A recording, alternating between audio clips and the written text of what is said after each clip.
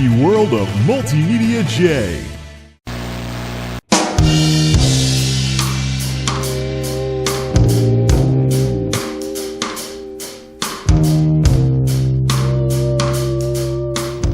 Well now, this seems awfully familiar now, doesn't it?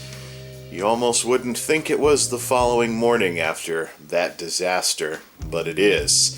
So after a good night's sleep, I am at the point where I'm still not walking normally yet, still hobbling all over the place, but I think I've gotten to the point where if I wear some slippers or something, I can actually do a few things around the house without howling in pain every other step. So, yeah, ultimately, what I heard yesterday evening on my way out of that place from Captain Panic was, the cottons might drop off tomorrow. You might not have to help out as much as you did today and yesterday. We'll see what the cotton count is. Not good enough, Blubberspine. Sick day number 1 on the 5th of the year, and I am not happy about that. This is an outrage. But we've talked about that in the black and white update previously. What went wrong yesterday was plain old-fashioned bad management, running people around all over the place, diving on work orders because of volume that arrived at the exact same time in the afternoon and evening that it's been arriving at. But anyways, let those folks work that nonsense out. There's still things to be done around here. Matter of fact, in the midst of the shuffle, I pushed the button on some more parts for Monolith. Those are supposed to arrive sometime today.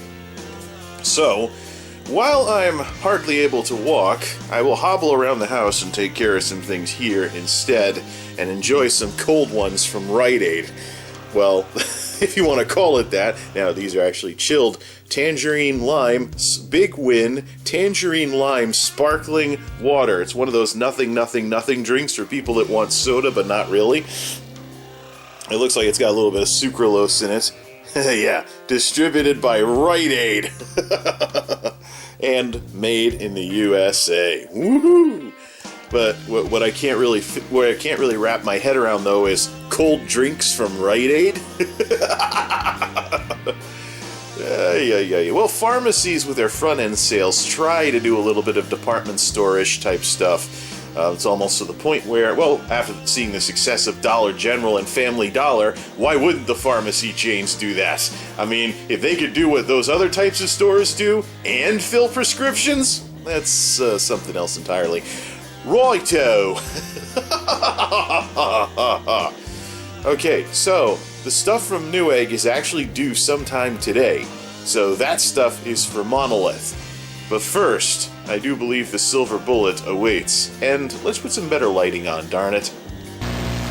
Most of the challenge from getting the silver bullet back in working order is going to come from simply reconnecting everything that's been disconnected because I was about to junk the system. Nonetheless, the very least we can do is get that power supply in there. Did manage to get this thing working again with 4 gigs of RAM by doing big, small with the 2 types of RAM that I have in this thing, which really has me scratching my head because usually these things work best with so-called matched pairs of RAM, and I thought that would mean same color slots, so 1 and 3 and 2 and 4, but big, small caused issues with starting the thing up. For some strange reason, big, small works. Okay. Right then, let's start putting things back together here, although we are going to have to dig out a few parts that were just tossed helter-skelter because, oh, this doesn't work anymore. And just like that, the day has passed, and I'm now waiting for supper to finish cooking, but at least I got everything in here, despite drifting off to sleep twice, taking naps in the middle of the day. A harsh reminder of how much I overdid things yesterday. So, Newegg ad. I can always get Deus Ex Mankind Divided by the end of December 2016. Yeah. So, here's where we're at. Where we're at is the power supply was hard switched off. Now, there we go. Getting reminiscent of Tuxedo there. Where we're at is I'm being very harshly reminded why I bought a fan controller for these 80mm fans when I originally built the Silver Bullet back in the early 2000s. Sorry, 80mm belongs in server rooms these days. You gotta turn those down. Or maybe I could try something newer. Maybe I can see what Fractal Design has for 80mm fans as opposed to these Vantac Stealths. But I don't think there would be much of a difference. The noise from fans is often the result of their RPMs as well as how much vibration noise makes it into the case. And the case kind of serves as their subwoofer, so to speak. Yeah, these are moving a decent chunk of air. And considering they were originally cooling an Athlon 2000 back during the hot days of the early 2000s, when the last rounds of Pentium 4s and their AMD competition introduced the need for side fans for the first time ever, I'm sure it won't be an issue if I turn those down all the way and then just have them cool this. Can't remember. Did I switch out the coolant on? I think I did. I think this is running off of Arctic Silver now, even though it's still using the stock cooler. And so it shall. I really don't feel like paying money for third-party cooling or something like this. Although I am tempted to try some of those low-profile third-party heat sinks that get big on the bottom, or big on the edge. Maybe for something like Fossil or something. Is supper ready yet? There we go. Much better. Actually, we can lower that down a little more. That's minimum speed in the back. Does it still move any air? Oh, a little. We can always turn it up if it gets too hot. The best part is the front. See, the front fan, if I turn the front down, yeah, just for fun, I hooked the floppy drive back up. The front fan, though, I think there's enough resistance on that. Well, no, it's still going. Even went all the way down. There's a bit of resistance on that circuit to where if I start the computer with the front turned all the way down, it'll actually not even spin.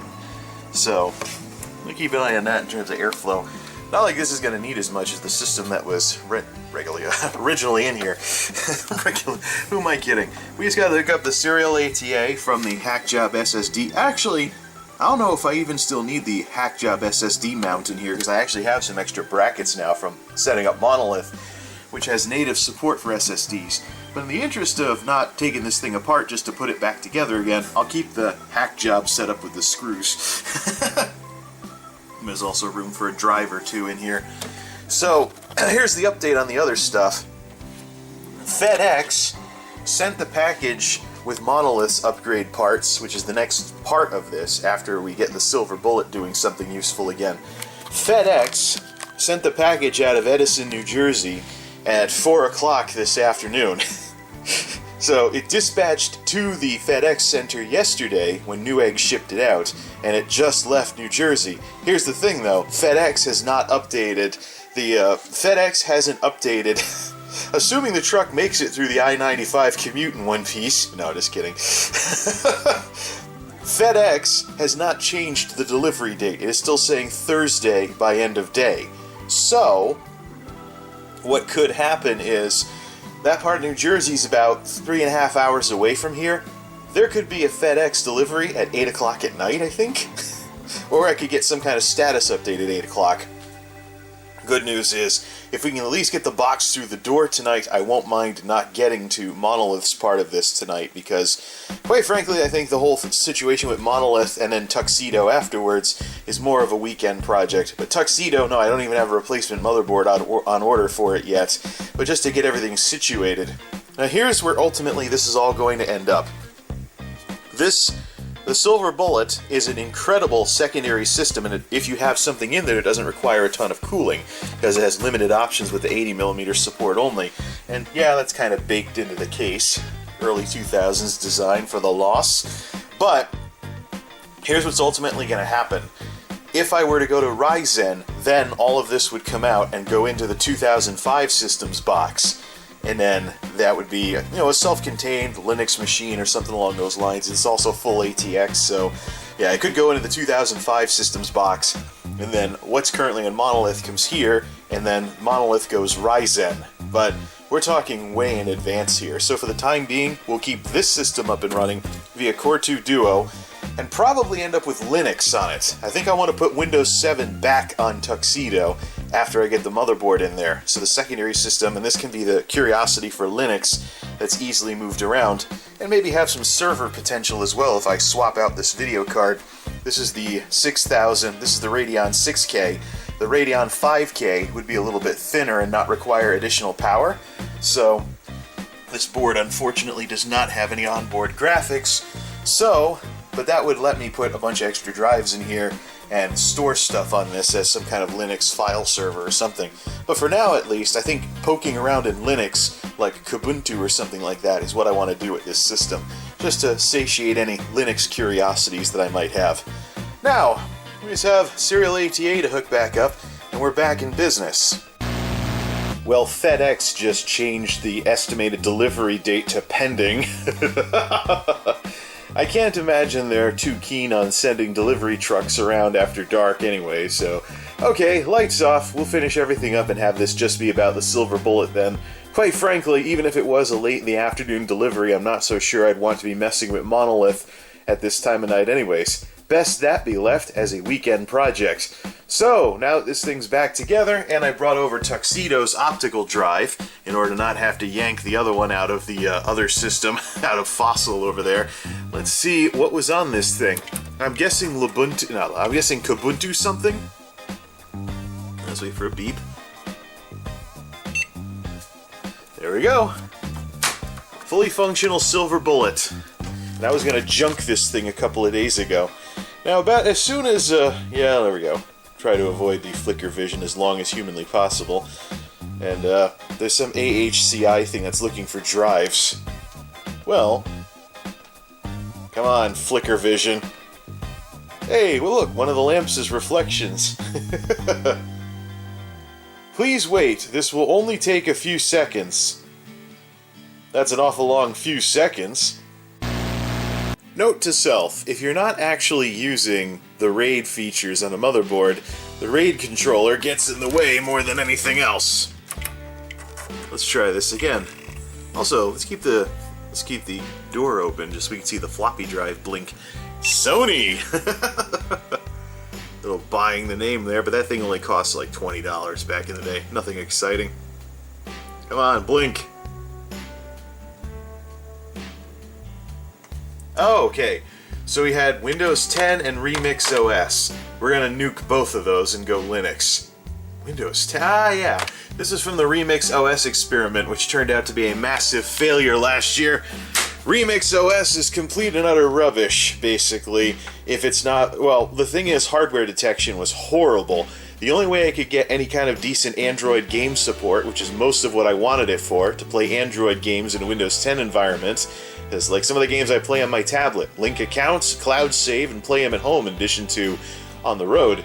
But the big thing I ran into with Remix OS is just the hardware support wasn't there because of the inherent differences between desktop computers and mobile devices. Touchscreen support, little things like that, no real support for sound cards, and things along those lines. Or even some really basic stuff. It's been a while since I played with it, and I'm going to get rid of all of that. So what we need over here is some G-parted. Flicker vision. We're done. We're just going to nuke everything and call it a night. I could theoretically play around with the Linux distro, but I think I'd be rushing it at this point in order to get this edited and start the upload tonight, so the black and white update from earlier doesn't dominate the channel. By the way, black and white updates, time sensitive, they can be deleted at any time, so it's nothing too exciting. That's why I don't put tags on them, don't put them on Twitter, nothing. They just come and go. So, everything's nuked. G-Parted has done its job. Let's open this up and see if it'll let me have the disc back before it shuts off.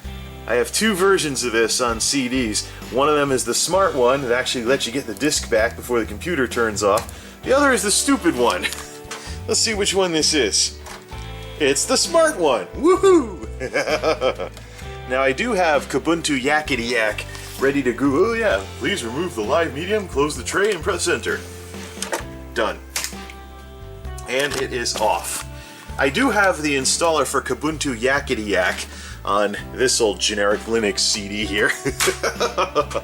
We'll play around with that tomorrow at the earliest.